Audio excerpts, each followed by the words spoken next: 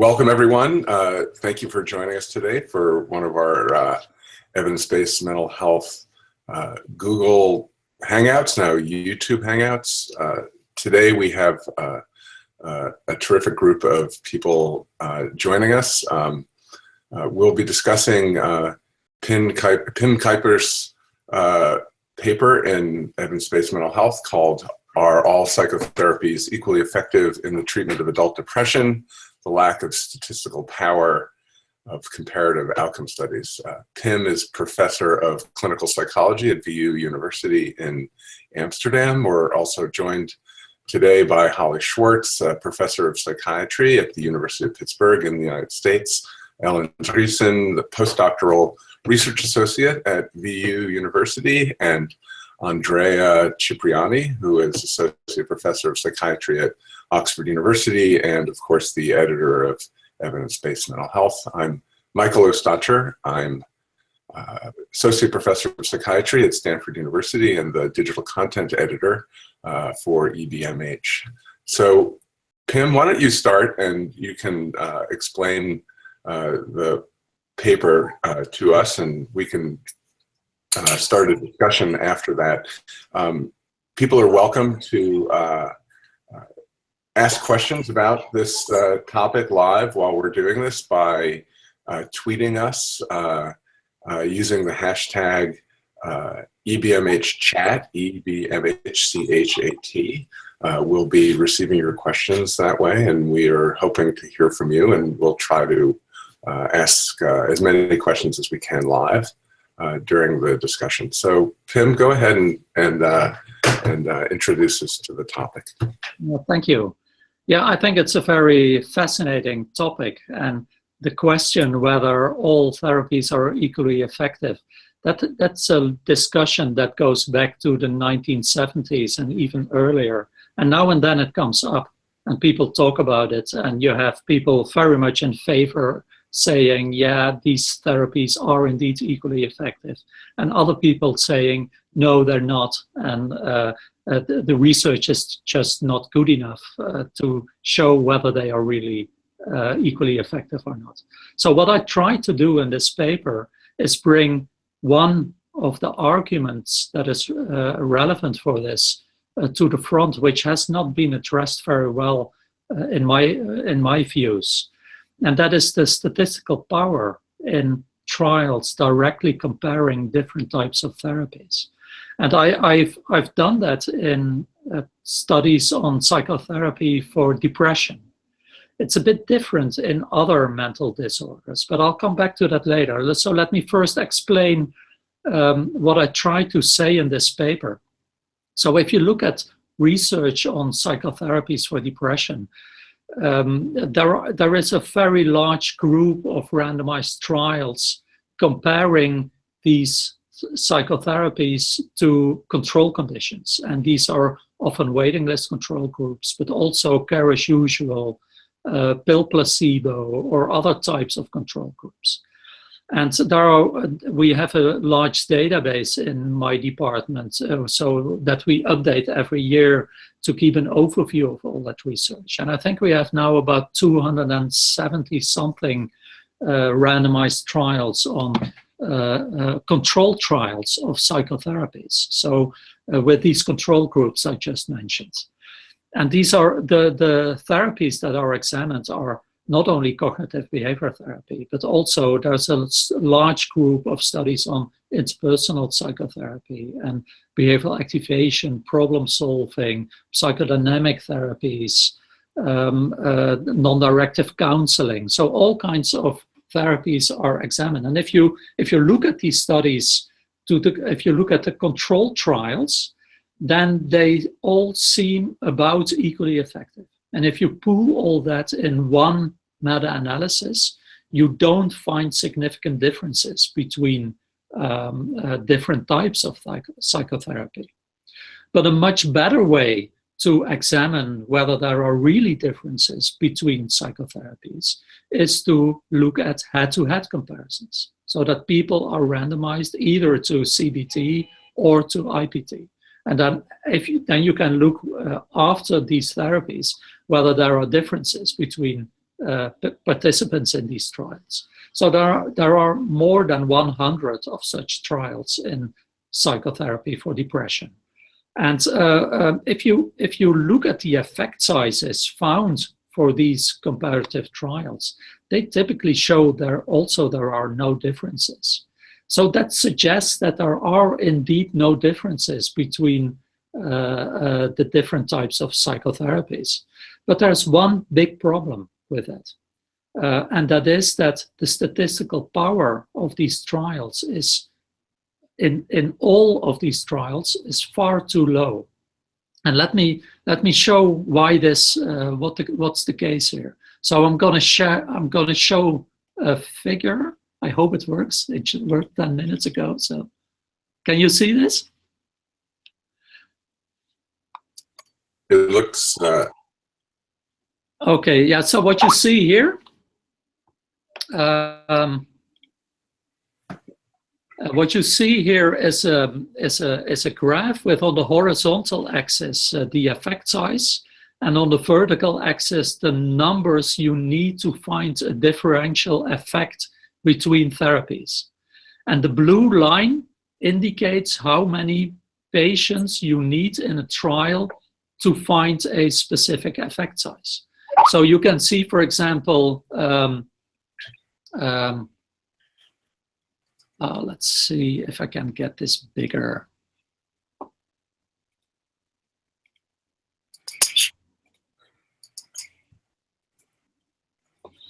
I'm sorry for this. I'm struggling with technology. That's okay. Okay, so this you should be able to see this. So what you see here in this graph is, as I said, effect size on the horizontal axis, number of patients on the vertical axis, and the blue line indicates the number of participants in trials that are needed to find a differential effect size. And that means, so if you have an effect size of 0.6, you need about 100 patients in a trial to find that differential effect size of 0.6. But if you look at a differential effect size of 0.2, you need about 800 patients. And so if you have effect sizes of smaller than 0.2, these don't even fit in the graph. And what I also gave in this graph is what we find in the trials. So, for example, we find in a meta-analysis in which we compared, in which we included studies that directly compared non-directive counseling with other psychotherapies for depression. That's the green line at the bottom of it. And we find a differential effect size of 0.2. But as you can see, if you want to find an effect size, a differential effect size of 0.2, you would need a trial of about 800 patients, while the average trial includes less than 50 patients. And the range goes from, I don't know exactly what that number is, but about 10 to 220 or something. And so even the largest trial comparing counseling with another psychotherapy includes 220 or 230 participants. While if you want to find this effect size of 0.2 in a trial, you would need 800 patients in that trial. And as you can, I have also given what we find for CBT and IPT. And I hope this figure illustrates that any trial in this field is far too small to find any differential effect size. So now I'm going to go back to that you see me again instead of this figure. Okay, I hope this works and you see me again. So why we don't really know what a clinically relevant effect size is. But what I would say, and what I've done in another paper, is that we estimated that from a patient perspective, a clinically relevant effect size is about 1.24.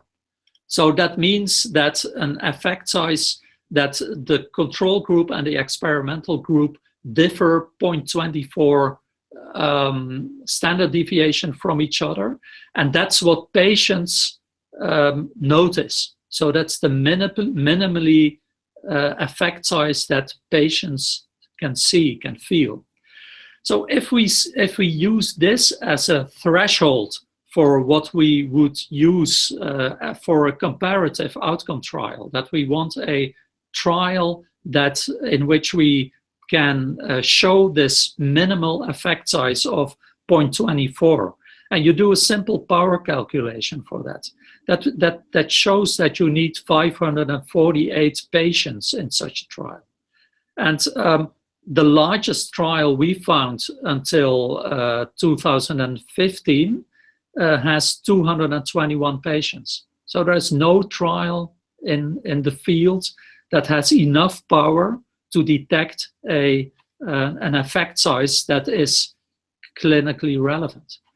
And so and you could say, okay, yeah, that may be true, but we can pool these trials in meta-analysis, and then you have more statistical power, and you are able to do that. So we looked at that too in this paper, and we did find indeed, if you pool all these studies in one meta-analysis, pooling all these trials on CBT versus other therapies and IPT versus other therapies, you do have enough power to find that differential effect size of 0.24.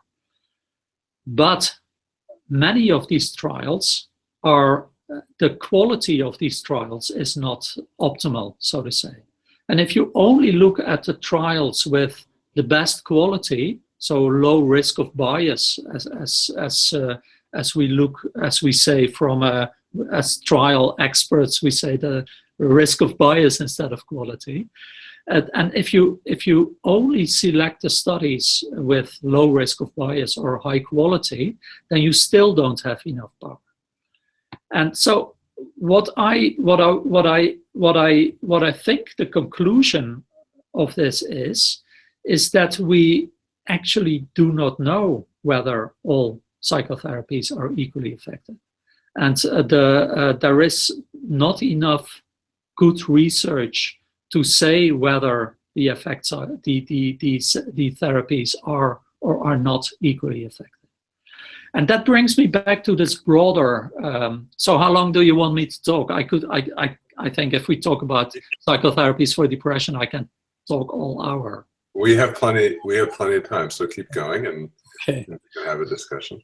Okay, yeah. So I think this is a relevant issue because this idea that all psychotherapies are equally effective is an important one in psychotherapy research. And it's, as I said earlier, it started in the 1970s, and there is this nice referral to the Dodo bird verdict from that story from Alice in Wonderland. And if you Google Dodo birds in PubMed, you will find a lot of entries on that. And it's an issue. So it indicates that the Dodo bird said after a game, or Alice, they were doing a game in Alice in Wonderland, and at some point the Dodo bird said that they should stop it, and then Alice asked, but who has won? And then the Dodo bird said, everybody has won, and all should have prizes. And this has become the name of the discussion that has been going on in psychotherapy research since that time, saying, is this Dodo bird right? Should all have prizes or not? Is he not right? And actually, the answer has not been given yet. But it's coming up every few years, this question whether all psychotherapies are equally effective. And if you look at psychotherapies for depression, I think that the evidence there is does indeed point at equal effects, indicating there is not a significant difference between therapies. But that's not, if that's also true in other disorders, that's not so very clear. We did several other meta-analyses, for example, one in psychotic disorders, and there we did find differences between therapies and the effects on different domains. And there are other meta-analyses, for example, in panic, showing that there are differential effects between therapies. So it's this, whether this issue, it's the clearest in depression, where most evidence does indeed point at equal effect sizes, but not so very clear in other disorders. And so you have one camp of people saying, okay, this Dodo bird verdict is right. And you know why? It's because therapies don't work through these specific mechanisms these theoretical people assume. So cognitive behavioral therapy does not work through changing behavior or changing cognitions. It works through common mechanisms, like having a relationship with a therapist, giving a rationale why people have problems, motivating people to do something about their problems, giving them hope and things. So universal, non-specific effects are the real cause of the effects of psychotherapies, and not the things you do in interpersonal psychotherapy. That's not really relevant. What you do, what you actually do in these therapies, it's a non-specific effects that cause the effects. But there is another camp saying, well, we don't agree with this Dodo bird verdict because, you know, we really do not know very well what these mental disorders are. Depression is something that it's a consensus concept, and there is a committee of the American Psychiatric Association who decided what depression is. And there's a lot of research on it, but nobody really knows what it is. And the thresholds are not very clear. And we have those questionnaires to rate depression, but we need all kinds of psychometric tricks to make sure that it is really something that we measure. And so we really don't know what it is, that concept of depression. And and if people have it, and we know people have it, but there are all these differences between patients, and we have these therapists which are also very different, and we have they act different, they behave different, they do different things. Even if they all do interpersonal psychotherapy, they still behave very differently in the rooms. And so the context is very different. The patients differ in terms of age, gender, and all these other things we don't know. And so if you blur that all together in one research pool of all these trials where you don't look at these things, then of course it seems as if they're all effective and equally effective, but that's just on our inability to differentiate between all these differences between patient, therapist, and what happens in the therapy, and that you find that in research has no meaning at all. And I think what I did in this paper we're talking about today is that I would like to add to this discussion by saying, yeah, I agree that we don't know whether they are equally effective. And that's not only because of the arguments I just said, but also because the evidence is just not strong enough. We don't know, our research is not good enough to make a definite decision about whether all these therapies are equally effective. And we need better research to do that. So that's what I wanted to say. And another thing which I personally think is much more interesting is that if we conclude that all these psychotherapies are equally effective, we can say, okay, yes, that's because of the common elements. But there's very little research supporting that. And there's very little research on common elements, and certainly not enough research supporting that therapies do indeed work through these common non-specific factors. But if you look at it from a broader perspective, I think a much more interesting question is, so if all these therapies are equally effective, and research indicates that they are equally effective, and if there are differences, they're probably small. Why don't we start searching for the minimal therapy you need to give to patients so that you can still have the effects, but with minimal investment? And that means that you can, if you search for these minimal interventions, which has everything to as an evidence-based intervention and is equally effective as other interventions, then we can save a lot of money and use that money for patients who are more complicated, don't respond to our therapies, and who need more treatment and other treatments. And so, I'm doing also a lot of work on minimal interventions, so internet-based interventions, self-help interventions, and that's basically based on this idea too, that if all these therapies are equally effective, then we must also be able to find ways to minimize them and to use that to reach more people and to save resources for people who need more. Okay, I think I've talked long enough now. I think it's a great time for people to join in the discussion. That's a terrific summary of what you've done, and raised really important questions about what we need to understand about psychotherapies, not only for depression, but for other disorders, and also something about how we might move forward in the future, especially if new technological interventions are going to take the place of psychotherapists. Because I mean, one comment that's really important is that we don't have any studies that are even large enough to answer the basic question about differences between the effectiveness of treatments at this point. And part of the reason for that is that it's very hard to do psychotherapy studies. It's hard to recruit this large number of subjects. It's extremely expensive, and it's hard to train an adequate number of therapists to provide these treatments in a systematic way. I think is part of it. So it may, well, you know, it's very interesting that you brought up technological interventions, because I mean technology-based interventions, because that may in some ways raise a question about what we might want to do in the future. But if everybody would please join in and unmute themselves, I think it would be an opportunity to have a discussion. Holly?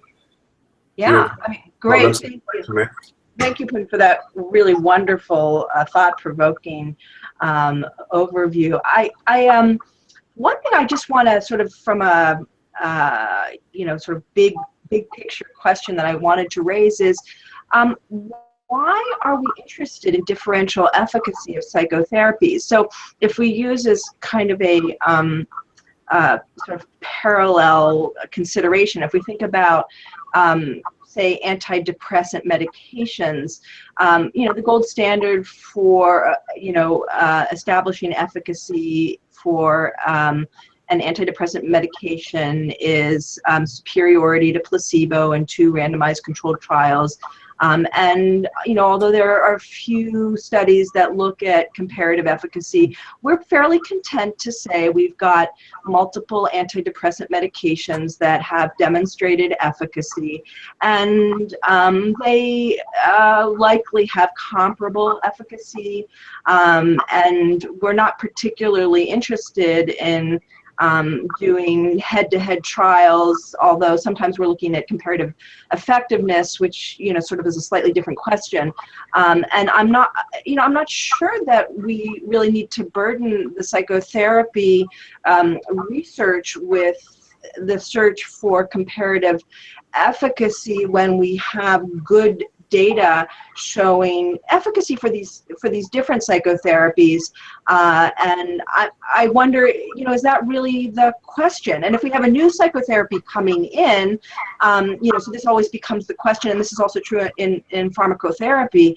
You know, do you want to demonstrate efficacy by comparing it to an inert comparator, to an inactive placebo, which is currently the standard that's required to establish efficacy for pharmacotherapy, versus using an active comparator, which is, you know, there's certainly interest in showing non-inferiority, which may be relevant, that you want to make sure that your new treatment is not inferior to an active intervention, and that's, you know, then that demonstrates that it's got that efficacy is that it's non-inferior. So that I think you can sometimes, you know, then the effect sizes and the sample sizes are still large, but maybe not as large as what you're talking about for differential efficacy. So I'm just wondering if the discussion here, maybe to my mind, is a little bit off base, because you know, the interest for me would be, you know, looking at moderators essentially, and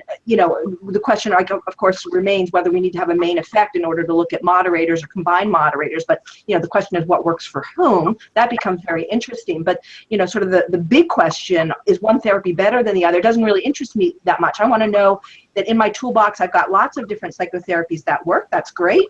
I can use different therapies for different people. I'd really like more guidance as to which therapy works for whom, but I'm content to know that I've got a bunch of different therapies that are going to be efficacious for my patients with depression, just like I'm really happy to know that I've got a bunch of different SSRIs that work, and I'm not going to sort of beat myself up about, you know, whether or not there are very small effect sizes and differences between them. So that would be my sort of question to the group. Do you want me to answer this? Yeah, of course. Yeah. I understand your point. I don't agree that this has not been done in pharmacotherapy, because I think the number of head-to-head comparisons is at least as large as the placebo-controlled trials. But that's not really an answer to your question. What I think is, what I do think is that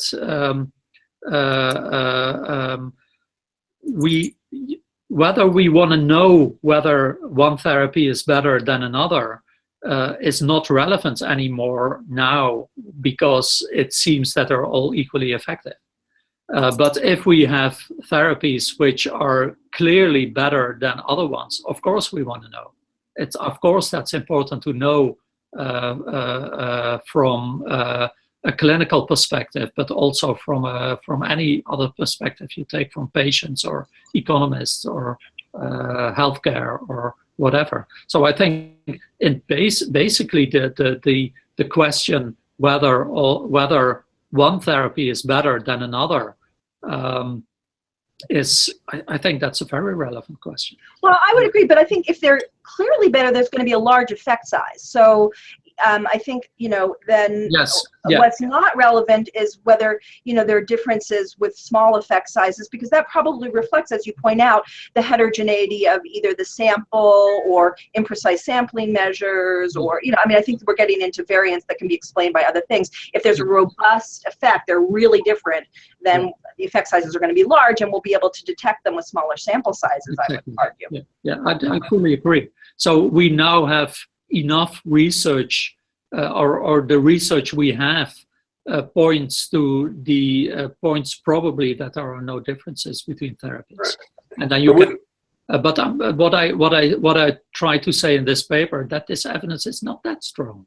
So we assume that there are no differences, and in that case, it doesn't matter. You still have different therapies in your toolbox to use for patients. But if you would have an SSRI which is clearly better than another SSRI, you would still be inclined to use that instead of the less effective one. And I don't think that there is a difference with psychotherapies. But I agree that we should also look at moderators, what works for whom. Unfortunately, this research has not resulted in much knowledge either. and for exactly the same because of exactly the same problem, namely power, because all trials are power to find an effect or a differential effect, and in head-to-head comparisons, this power is not enough. But if you have a control group, you also don't have enough power to find moderators, and that's why that's the same reason why we don't know anything about moderators. As far as I know, there's no moderator for psychotherapies that has been established well for the treatment of depression, and it's exactly the same problem. No power, small studies. Yeah. What I should add is what I did in this paper is that I looked at I did simple power calculations. It wasn't a meta-analysis or anything. I just tried to illustrate the issue we're talking about. And so what you say about non-inferiority trials, that's another way of doing these power calculations. But the results are exactly the same. And there are hardly any non-inferiority trials in the field of psychotherapy. There is now this COBRA study from the UK, and they have included, I think, 440 patients, which is the largest comparative trial, which was a non-inferiority trial comparing behavioral activation with CBT. And I think, it's larger than 20 previous comparative trials together. Holly, you raised a provocative question, I think, which is, okay, so unless the effect sizes are really large and the differences are really large, why shouldn't people just choose what they have in their toolbox to offer to their patients? I think that's important, but at the same time, if the studies are underpowered inherently, then isn't the confidence interval around the effect size really quite large? In other words, just because the average effect size looks like it's similar, let's say there was a 20% difference between IPT and CBT. Would that be enough then to favor that one of those treatments versus the other? A difference in effect size that might not even be apparent or measurable if the studies aren't large enough to look at that. In other words, should we be accepting that we have enough information now to know that we have a broad base of effective psychotherapies, or should we actually try to do larger studies so that we can determine whether or not one has an impact that's greater than the other? So I think, that's also a good point. I think it gets down to, Pim's discussion about what's a clinically meaningful difference, and whether we have the ability to drill down to differences that are, whether the differences that we're able to establish are large enough to be clinically meaningful or not. And so, I think what Pim is suggesting is that in aggregates, the studies are not suggesting that there are differences that are large between the groups, that in fact that they're quite small and that we don't have a statistical power to differentiate between them. So that this is where the value of meta-analyses comes in, because I gather then you can adjust for the confidence intervals that would be problematic in any individual study. But it seems that the convergence here is that the differences are relatively small, which is why they're difficult to detect. But I would defer to Pim in terms of the statistical issues here. So what again was the question? Well, as I see it, I think Michael raises an important question. So, if say the statistical power in an individual study is limited to detect a real difference between two studies, does it suffice to say, well, they're you know, they're probably equal, so it doesn't matter which treatment you give to a patient, because the confidence intervals around the effect sizes are large because the sample sizes are small. And I guess my thought is that, you know, your work has really been really important in using meta-analytic techniques to essentially help us understand those confidence intervals by drawing data across studies, and that they seem to be that the effect sizes actually are relatively small. So I guess I feel fairly confident, at least in the depression literature, that the differences between treatments are not particularly large, because the effect sizes are pretty consistent across studies. So again, I don't have, you know, so again, I'm deferring to you on the statistics if I'm speaking incorrectly, but that's my take on the literature, largely based on Pim's work. Yeah, I think everything points indeed to equal effect sizes for all therapies. And yeah, the question, should we still do this? I don't know whether that would. Personally, I think we should do research which has an impact on the disease burden of patients. And as I said earlier, we have this database of randomized trials which we update every year. And so I see every year all these new studies coming up, and I see them, and I often think this is not useful to do this study. Because if you look at the earlier literature, you could have known the outcomes. I think in 3/4 of the trials that are published, if you would take out the results of the trial, I could predict them from earlier trials. And I often see new trials comparing new therapies with existing therapies, which are heavily underpowered. So it's not something that happened in the past. It happens now, that people are doing comparative trials with 25 patients per arm, and then publish a paper about it and say that they found equal effect sizes for both therapies. And there's a big risk of bias there, I would assume, because enormous risk. Often the people who are doing those trials are. Yeah, but I think if we conclude, okay, all the evidence converges on that these therapies are all equally effective, then I think we should also take the consequences of that and say we don't need new therapies, because I think there are now about 8 or 10 types of therapies that have been developed in the past 40 years and that have been examined in randomized trials. And I don't know the exact number, but let's say we need at least 10 randomized trials of a certain size to be sure that it's effective. And we never find a difference between new therapies and existing therapies. They're all equally effective. And so I would say then we should stop doing this. We should stop developing new therapies, because they are not better than the ones we have.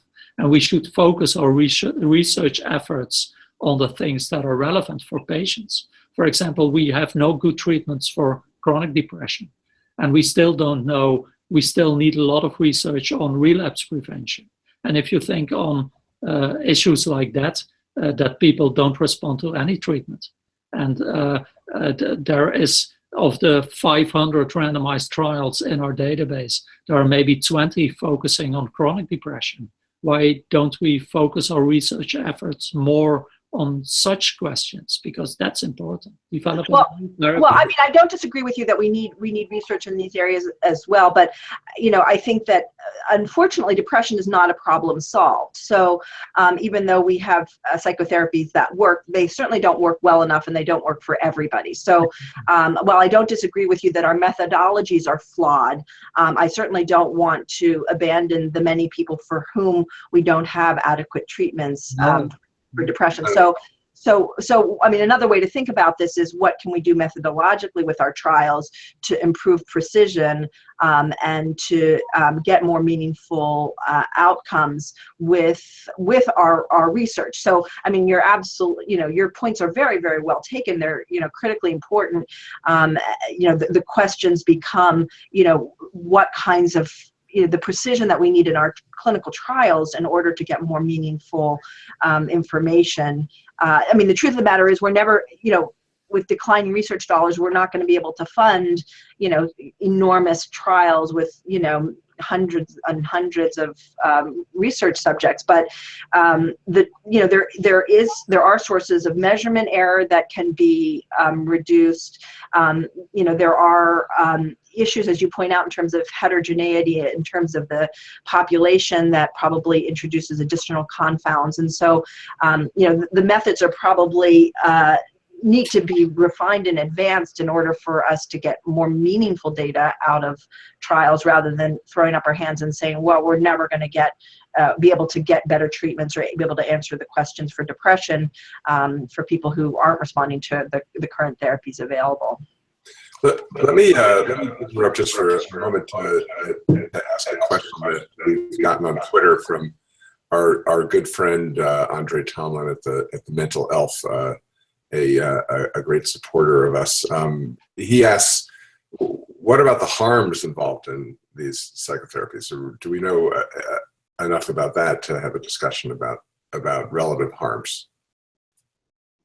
We talk about that often from the perspective of psychopharmacologic treatments, where it's really important to know the difference between side effects and health outcomes from different treatments, but we haven't discussed it in terms of psychotherapy. And is there something to comment on there? I want to make sure that we're answering some of the questions our followers are asking.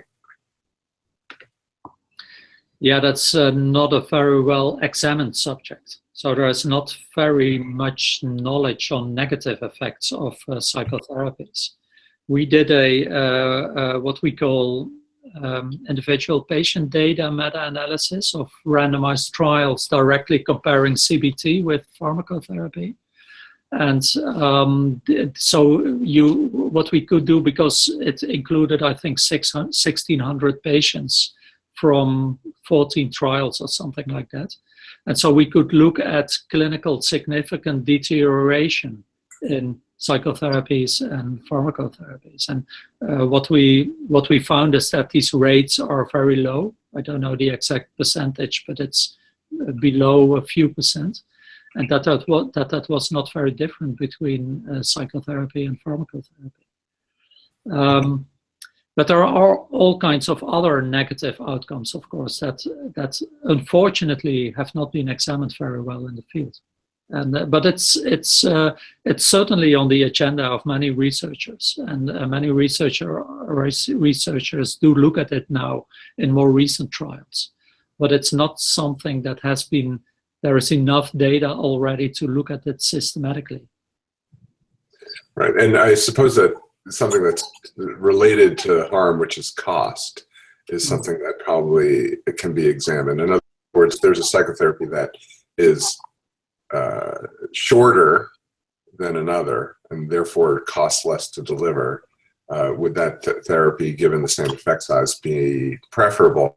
Or does the literature itself demonstrate that it's number of visits rather than therapy type that might be associated with it? In other words, do we know enough to know whether or not cheaper to administer psychotherapy is as effective as one that is more intensive and takes longer to deliver? There are several cost effectiveness trials. The problem is that they are very depending on the healthcare system of the country where it is conducted. For example, in Holland, we have a system where everybody has an insurance for psychotherapies, so you don't really have to pay for it yourself. And if we do in Holland all kinds of cost effectiveness trials, we also look at a societal level. So for example, if somebody is depressed, they often don't go to work. And what does that mean for the employers if people don't go to work but do get their salaries? But if you go to other countries, people just don't get paid when they don't go to work. And so then the costs for the employer are not very high. So these cost effectiveness trials are very different to compare across countries. I've been involved myself in several trials comparing internet interventions with other interventions, and what they usually show is that these are also cost effective compared to control groups. It's often the case that new interventions they cost something, but you get more health in return. And what we sometimes see in these trials is that if you deliver these interventions, they cost less and they give at the same time more health. So that's very difficult to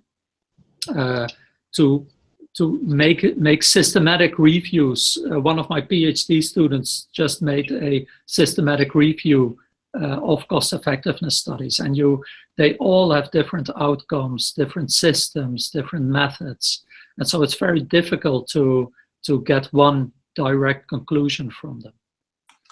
I just want to add that there's the dose, I'm sorry, Andrea, just really quick. There's the dose response literature in psychotherapy is mixed, but it does not seem that there's a linear dose response curve in terms of response in psychotherapy, at least in the depression literature. So there, some of the work, like the early Sheffield studies have shown efficacy with very short interventions, and some of David Orlinsky's data has suggested that there's a response with as few as 8 sessions, and so I don't think that we can necessarily assume that longer is better with psychotherapy, and that's something that's also really important to look at. We did a meta-analysis of that, so we looked at the number of sessions and the contact time between therapists and patients, and the number of sessions, and we didn't find a significant association. So meaning that therapies of 6 sessions are as effective as therapies with 24 sessions. What we did find interestingly in that meta-analysis is that if you have more sessions per week, that the effect size increases considerably. So if you do therapies where you give twice a week a treatment session compared to once every 2 weeks a session, that was a big difference. I think it was an effect size of about 0.47 for 1 extra session per week. So it's not the number of sessions, but the intensity does seem to be associated with the outcome. I have just one comment to add, because cost effectiveness is important and we are talking about averages of effect. But what Holly and Bim mentioned was also the moderators, and so we are moving from the average effect to the individual patient, and the discussion about precision medicine or personalized medicine is very important.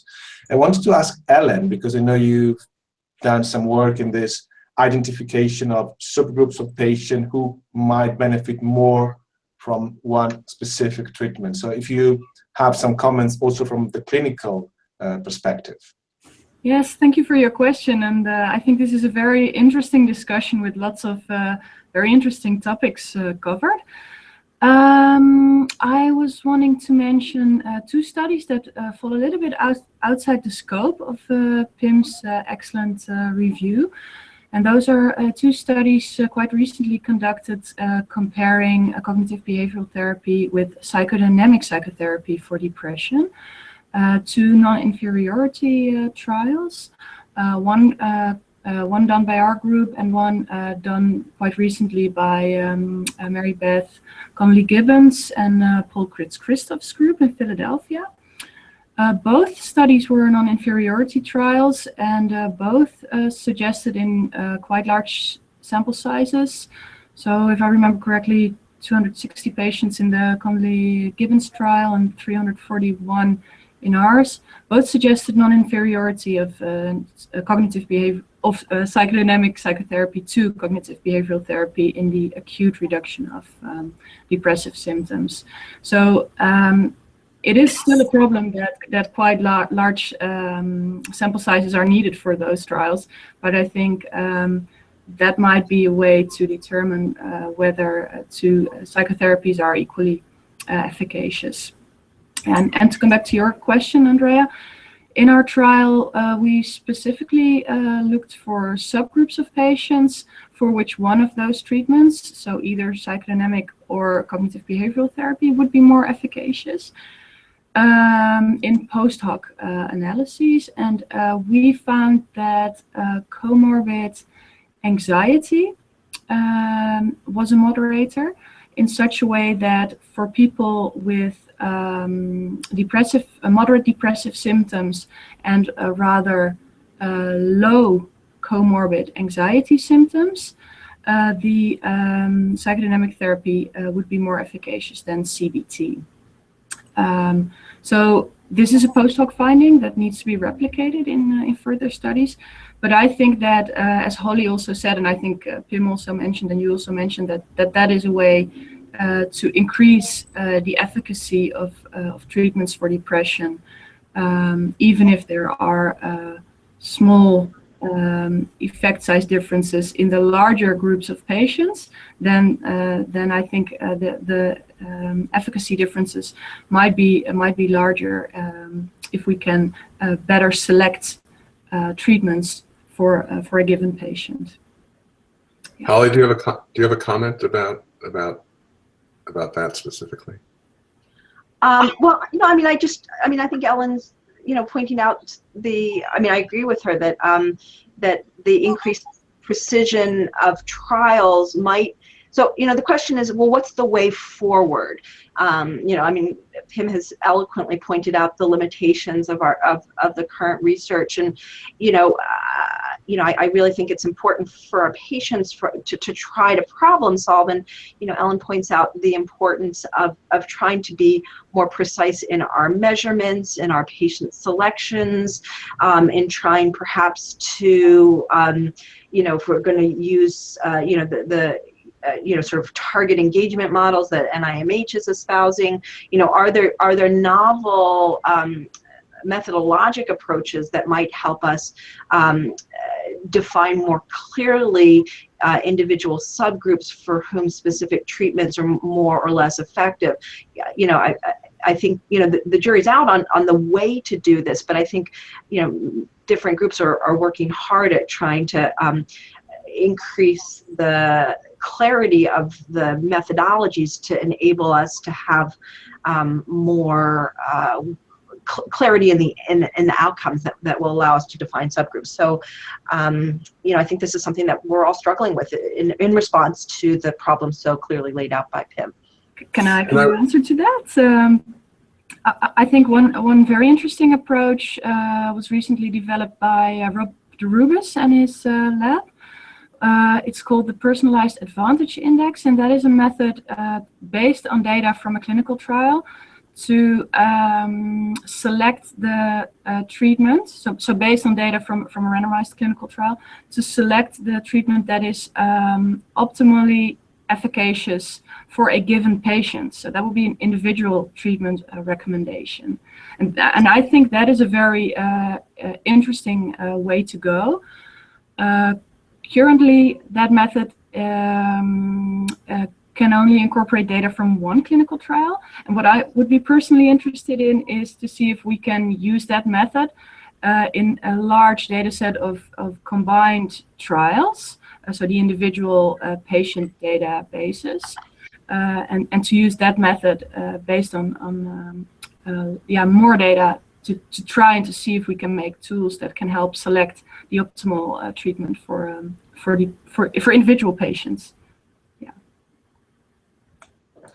Can I ask a question to Pim? Sorry, because one of the and Holly also will be involved, because looking at the paper and listening to the presentation, probably the next step is trying to do a comparative effectiveness analysis using a network meta-analysis. So I was wondering, which is your view about this statistical technique, which can be seen as a sort of step forward in terms of the the advances of the methodology. We've used it in psychopharmacology for depression and other disorders. I'd like to know what's your view, and Holly especially, because I know that in the US, every time I go there and present my findings about meta-analysis, it's always difficult because the audience and our colleagues in the US have a completely different view. They believe in single trials and not in meta-analysis. So network meta-analysis is even worse. But at least the sponsorship bias or the intellectual bias of different psychotherapies and the will to brand each psychotherapy with a specific name, probably they share also components. So it's a difficult matter to deal with. Mm. Yeah. Perhaps. Go ahead. So go ahead. No, I was just going to say, in the few minutes we have left,